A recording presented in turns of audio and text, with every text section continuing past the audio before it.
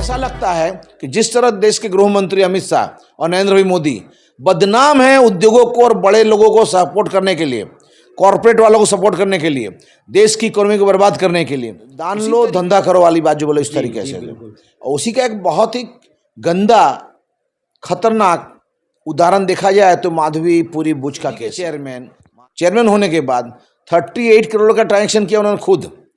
उनके हस्बैंड तो इनके बिहाफ पे बाजार में कितना काम किया अभी इन्वेस्टिगेशन। तो ये केस जो नहीं, सरकार जो अंधी है, गूंगी और बहरी है। ये जो माधवी बुच है उसका पता नहीं सरकार से क्या कनेक्शन है। बेचाया माधवी बुच को चेयरमैन की तरह और इनके केस रफा दफा किए, और उसके सामने माधवी जी ने मैं खुद को फ्री हैंड देखा, मैं तुम्हारा पाप धो रहा हूँ तो मेरा पाप भी धोने दो। और ये भारत के शेयर बाजार को जो कंट्रोल करती है वह संस्था है सेबी, और सेबी की चेयरपर्सन जैसे आपको पता है माधवीपुरी बुच जी हैं, और उनके बारे में कई आरोप प्रत्यारोप हुए हैं। उस आरोप प्रत्यारोप की पूरी डिटेल हम जानते हैं कैलाश दान गढ़वी, जो कि खुद चार्टर्ड अकाउंटेंट है, तो शायद हमसे ज़्यादा वो आंकड़ों के बारे में बताएंगे। कैलाश भाई, आपका स्वागत है। बहुत बहुत नमस्कार। कैलाश भाई, यह जो पूरा मुद्दा आया, माधवीपुरी बुच ने फेवर किया है कई कंपनियों को, महिंद्रा का भी नाम आया और भी कई कंपनियों का नाम आया जी, तो क्या वो अपने ओहदे पर रहकर ये सारा उनको फेवर कर सकती हैं? देखिए, सबसे पहले एक बात बता दूं कि 2014 के बाद जो भारतीय जनता पार्टी की सरकार बनी है, इस सरकार का एजेंडा है कि हर एक व्यवस्था में जहां कोई भी फायदा व्यवस्था के लोगों के इन्फॉर्मेशन से या असर से या उनकी कोशिशों से किसी व्यक्ति विशेष को हो सकता है, तो उस लाभ की कोशिश करने की। और वो व्यक्ति या तो उनका खुद का होना चाहिए, या उनकी पार्टी का होना चाहिए, या उनकी पार्टी लाइन का होना चाहिए, या उनका फाइनेंसर होना चाहिए। दान लो धंधा करो वाली बात जो बोले इस तरीके से। और उसी का एक बहुत ही गंदा खतरनाक उदाहरण देखा जाए तो माधवीपुरी बुच का केस है।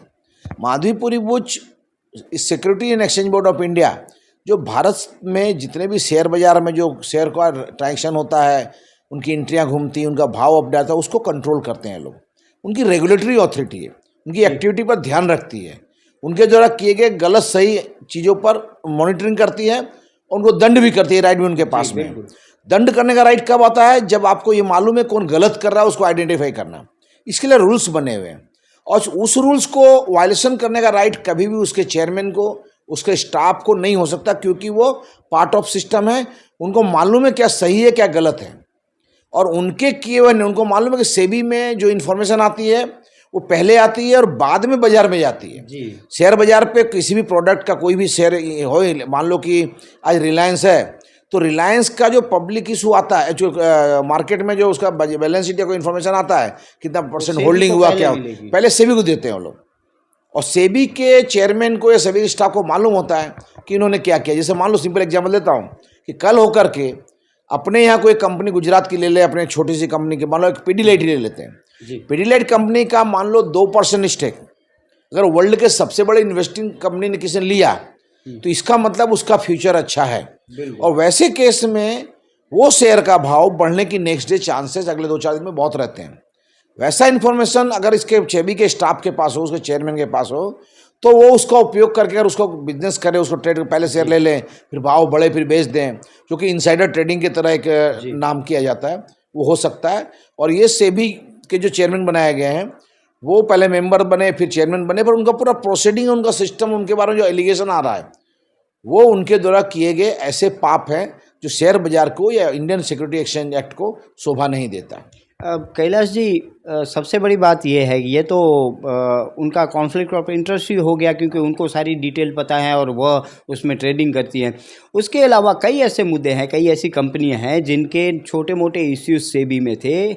उनके हस्बैंड की कंपनी को उन्होंने बहुत मोटा पैसा दिया, उसके बाद सेटल हुआ, तो ये तक कहीं ना कहीं सीधी तौर से सरकार से मतलब छेतरपिंडी हो जाती है। केजरीवाल जी ने एक पॉलिसी बनाई, उस पॉलिसी से दिल्ली सरकार को फ़ायदा हुआ और पूरे देश में इकोनॉमी का भी उसका फ़ायदा हुआ।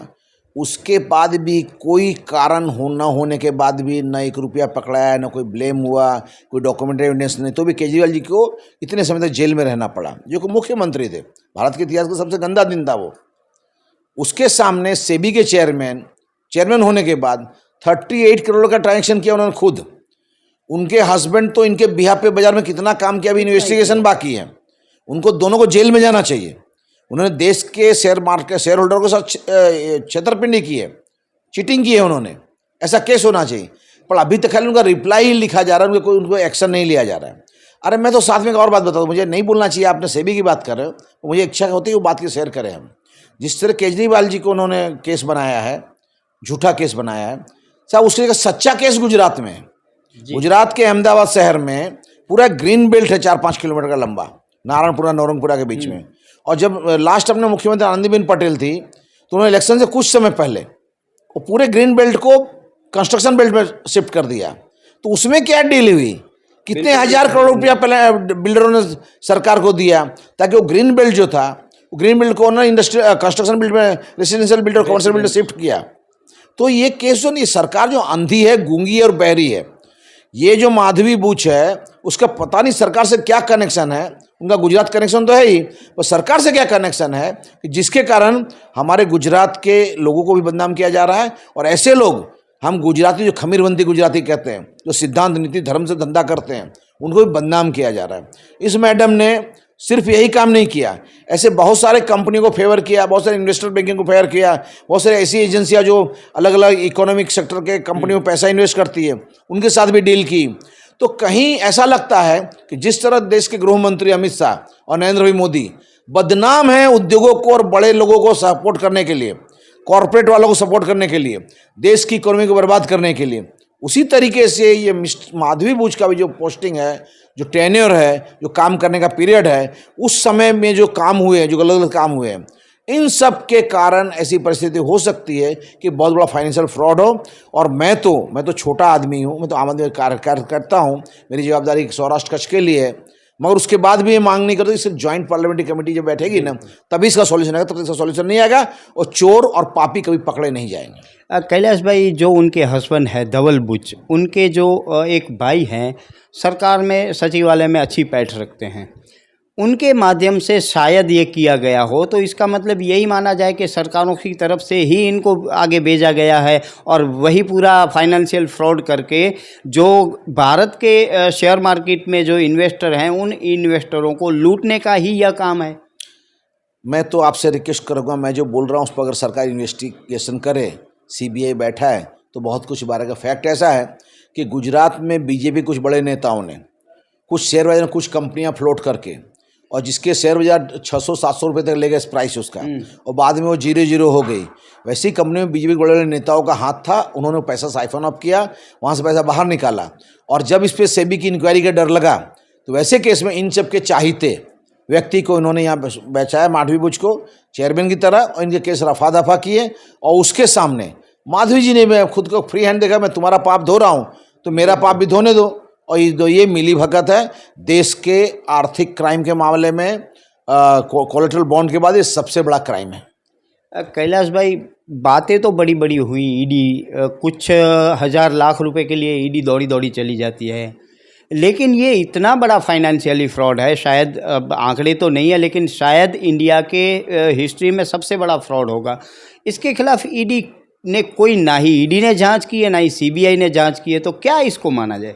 हाई कोर्ट की तरफ से कहा गया है सरकारी पोपट, फिर वो सीबीआई हो, ईडी हो और गवर्नमेंट एजेंसी, इनकम टैक्स हो, जीएसटी डिपार्टमेंट हो, इनके विजिलेंस सिस्टम जो है, ये सब पूरी तरीके से सरकार द्वारा मात्र कुछ लोगों को बचाने के लिए, कुछ लोग को हेल्प करने के लिए और कुछ लोग को भारतीय जनता पार्टी लाने के लिए उपयोग करने में आता है। इनको कुछ करना नहीं है। और आज आप देखो, सेबी के चेयरमैन, ईडी के चेयरमैन हेड हैं, सीबीआई के हैं, उनको वो कौन लोग हैं देखो, उनका बैकग्राउंड कैसा है लोगों, उनकी एचआर शीट देखो, तो आपको पता चलेगा ये सब कहीं ना कहीं कुछ गलत करके बैठे हैं। और बाद में सरकार ने इनको अपने सिस्टम में लेकर के, उनको मालूम है जो गलत कर सकता है उस सरकार गलत कर सकता है, तो सरकार ने ऐसे लोगों को चुन के अलग जगह उठा करके और इन महत्वपूर्ण विभागों में बैठाया। और सरकार ने अपना जितना भी जहाँ कहीं जिसको हैरान करना था, किसी को सहयोग देना था,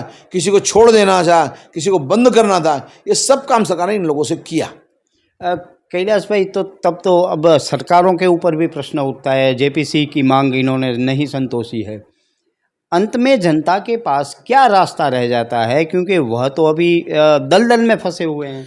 जनता के पास एक ही रास्ता है, मोदी हटाओ, भाजपा हटाओ और देश बचाओ। दर्शक मित्रों, तो देखिए ये कैसे हालात हैं कि जिसको हमने चौकीदार बना के बैठाया है वही चोर निकले हैं।